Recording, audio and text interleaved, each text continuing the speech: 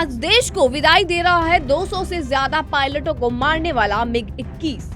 ये विमान देश को 60 साल से भी ज्यादा समय तक अपनी सेवा दे चुका है। देश भर में इस विमान की विदाई को लेकर कई अनुमान लगाए जा रहे हैं। क्या ये विमान देश के लिए सही नहीं था या देश को अब इस विमान की जरूरत नहीं है? आखिर क्यों सेना से बाहर हो रहा है मिग-21? कई सवाल हैं जिनका जवाब आज हम आपको बताते हैं। सबसे पहले आपको बताते हैं कि भारतीय वायुसेना का मिग-21 लड़ाकू विमान आज रिटायर होने जा रहा है। हालांकि इस विमान ने भारत का बहुत साथ दिया है, फिर चाहे बात हो 1971 में भारत पाकिस्तान जंग की या कारगिल युद्ध की। इतना ही नहीं बल्कि ऐसे कई मौके आए जब मिग-21 ने भारत का साथ नहीं छोड़ा और देश को जीत दिलाने में अहम भूमिका निभाई। भारत में मिग-21 फाइटर जेट सभी विमानों में से सबसे शक्तिशाली और पुराना माना जाता था। तो चलिए बात करते हैं मिग-21 की बारीकियों की।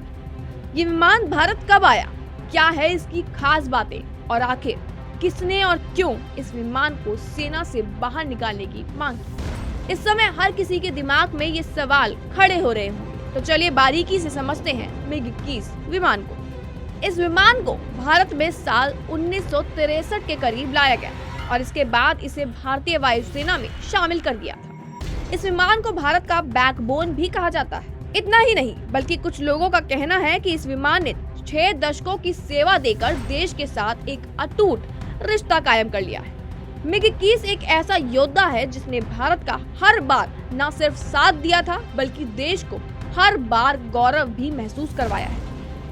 मिग-21 को पूरा देश F-16 किलर के नाम से भी जानता है। ऐसा इसलिए क्योंकि 1965 के साथ साथ 1971 वाले भारत पाकिस्तान युद्ध में मिग-21 को सबसे अहम लड़ाकू विमान माना गया।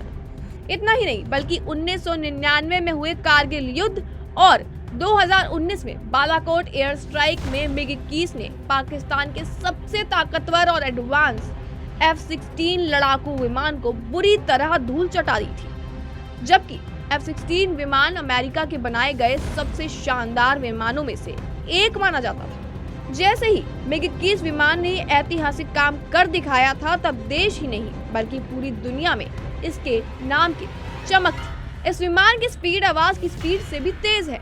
साथ ही आपको बताते चले कि इसकी रेंज लगभग 1470 किलोमीटर तक की थी।